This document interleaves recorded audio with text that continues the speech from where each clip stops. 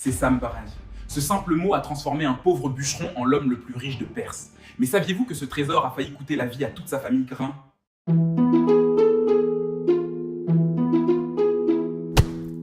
Il était une fois, dans un lointain pays d'Orient, un charpentier nommé Ali Baba, qui vivait pauvrement avec son épouse. Ali Baba allait souvent dans la forêt avec son âne pour y couper du bois et le revendre en ville. Un jour qu'il était allé chercher du bois dans la forêt comme à l'ordinaire, il entendit un bruit de galop. C'était un groupe de cavaliers qui se dirigeait tout droit vers lui. Et les hommes n'avaient rien d'aimable. Ce sont certainement des voleurs. Je ferais mieux de me cacher. Ali Baba cacha son âne derrière les buissons et grimpa à un arbre. Les hommes arrivèrent et s'arrêtèrent juste sous l'arbre. Ali Baba les compta. Ils étaient 40 exactement.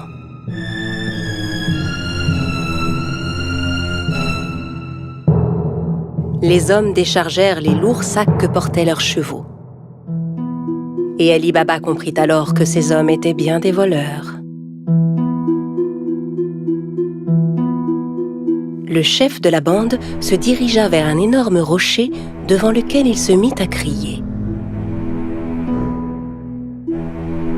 Sésame, ouvre-toi! Soudain, il se passa une chose incroyable. Le gros rocher glissa sur le côté comme une porte coulissante, laissant apparaître une grotte.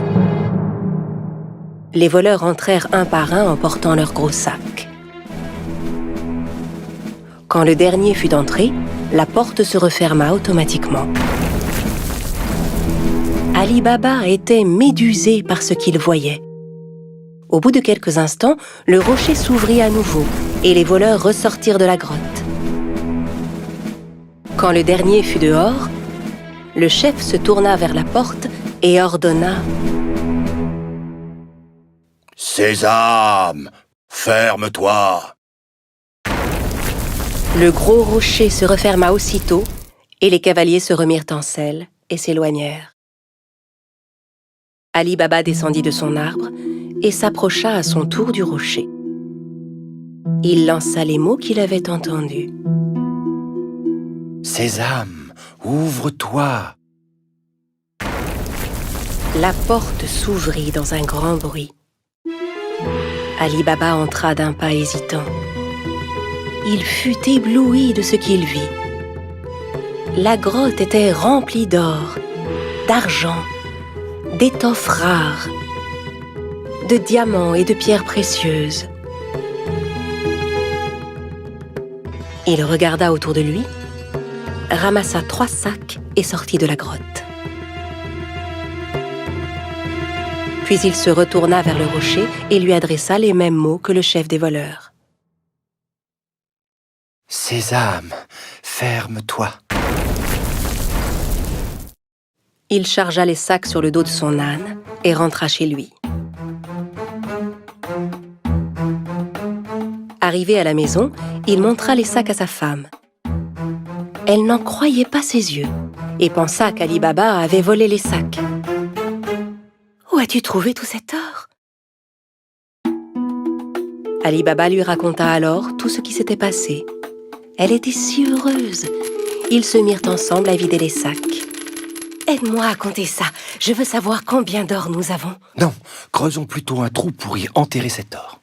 « Va creuser le trou, j'irai demander une tasse à mesurer à ton frère Cassim. » Cassim, le frère d'Ali Baba, était un riche marchand, mais c'était un homme très cupide. Il n'avait jamais aidé Ali Baba, qui mit sa femme en garde. Très bien, mais ne lui parle surtout pas de l'or. Personne ne doit savoir. La femme se rendit chez Cassim pour lui emprunter une tasse à mesurer. Sachant qu'ils étaient très pauvres, Cassim lui demanda « Que veux-tu faire de cette tasse? Tu n'as pas d'argent à mesurer ?» La femme inventa alors un mensonge. Bien sûr, Cassim n'en crut pas un mot. Il mit discrètement un peu de miel sous la tasse avant de la confier à l'épouse d'Ali Baba. La femme rentra chez elle avec la tasse et commença à mesurer l'or. Puis quand ils eurent compté tout leur or, Ali Baba alla l'enterrer dans un grand trou. Quand tout l'or fut bien enterré, la femme d'Ali Baba rapporta la tasse chez son beau-frère. Elle n'avait pas remarqué que de l'or était resté collé sous la tasse. Quand Cassim reprit la tasse, il vérifia aussitôt dessous. En voyant que de l'or y était collé, il fut stupéfait.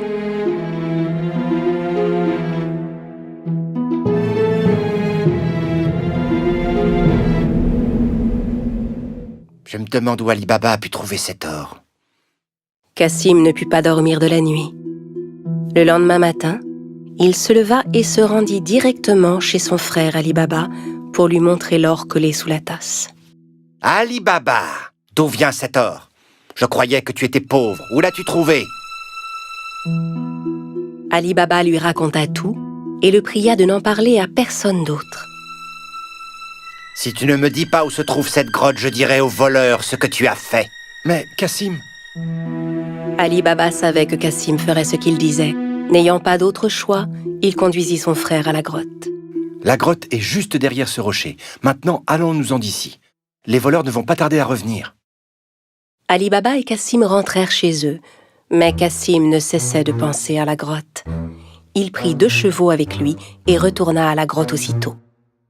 Arrivé devant l'entrée, il récita les mots qu'Ali Baba lui avait indiqués. « Sésame, ouvre-toi »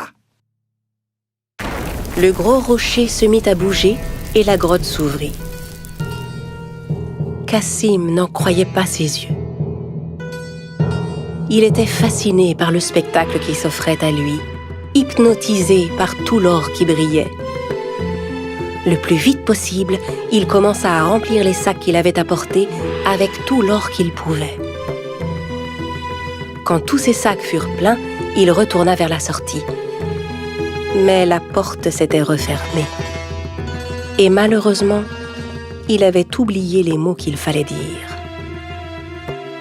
Il essaya toutes sortes de formules pour ouvrir la grotte.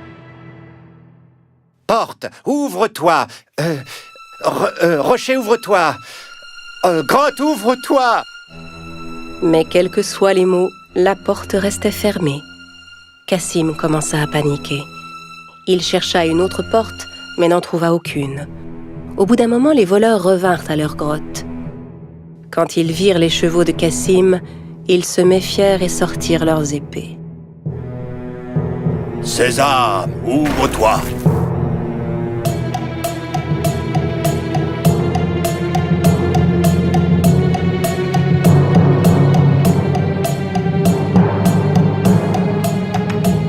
En entrant dans la grotte, les voleurs s'emparèrent de Cassim et le punirent sur le champ.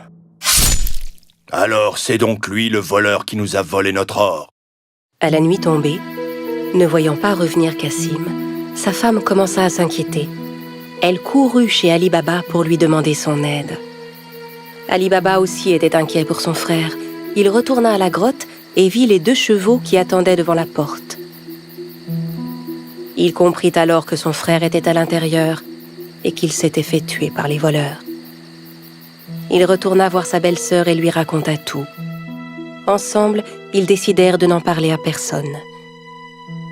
Au bout de quelque temps, Ali Baba et son épouse vinrent s'installer dans la maison de Cassim. Ils s'occupaient de son commerce et aidaient à le faire prospérer. Leur fortune ne cessait de croître. Dans le même temps, le chef des voleurs se rendait compte que l'or caché dans sa grotte ne cessait de diminuer de jour en jour. Il ordonna donc à l'un de ses hommes de vérifier s'il ne voyait rien de suspect. « Va en ville, cherche s'il n'y a pas quelqu'un qui serait devenu soudainement riche et dépensier.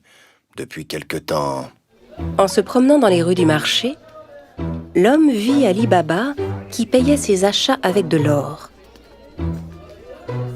Il le suivit jusque chez lui. Quand Ali Baba entra dans la maison, le voleur marqua sa porte. À la nuit tombée, la femme de Cassim sortit pour donner de l'eau fraîche aux animaux. C'est alors qu'elle remarqua la marque qui était sur sa porte. Elle comprit que la marque n'annonçait rien de bon. Elle prit un pot de peinture et marqua toutes les portes du voisinage. Au petit matin, les 40 voleurs arrivèrent pour retrouver la maison d'Ali Baba.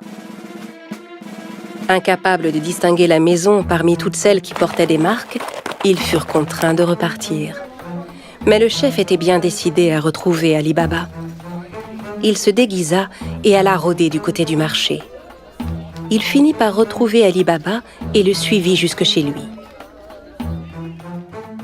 Quand il frappa à la porte, Ali Baba vint lui ouvrir. « J'ai fait un long voyage. J'ai rapporté des jarres d'huile d'olive. On dit que vous êtes le marchand le plus riche de la région. Peut-être voudriez-vous en acheter ?» Ali Baba invita le chef des voleurs à venir dîner le soir même, pensant avoir affaire à un marchand. Le voleur apporta avec lui 40 jarres d'huile d'olive chez Ali Baba. Ali Baba avait demandé à ses servants de préparer un bon dîner pour son hôte. Ali Baba proposa à son invité de passer la nuit chez lui, ce que, bien sûr, il accepta sans hésiter. Tandis qu'Ali Baba et le voleur étaient attablés pour dîner, la femme de Cassim voulut s'approcher des jarres d'huile d'olive pour voir. C'est alors qu'elle entendit des bruits étranges. « On sort maintenant ?»« Non, pas encore. » En entendant que c'étaient les voleurs qui étaient dans les jarres et non pas l'huile, elle comprit que c'était un piège. Elle alla aussitôt à la cuisine pour faire bouillir de l'huile. Puis elle revint verser de l'huile bouillante dans chacune des jarres. Les voleurs ébouillantés s'efforçaient de garder le silence.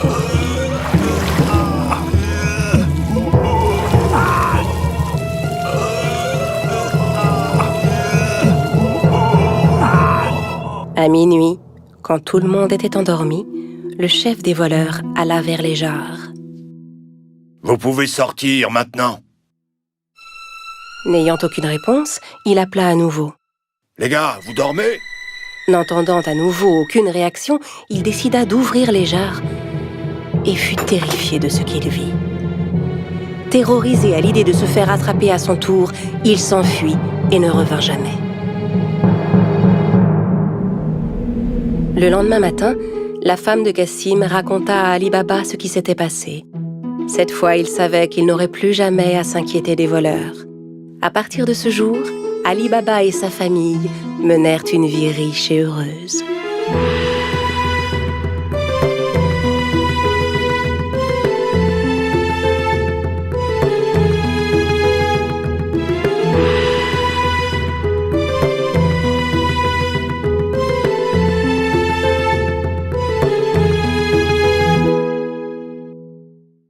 Dites-moi en commentaire QA, quelle formule magique utiliseriez-vous pour ouvrir une porte secrète ISA?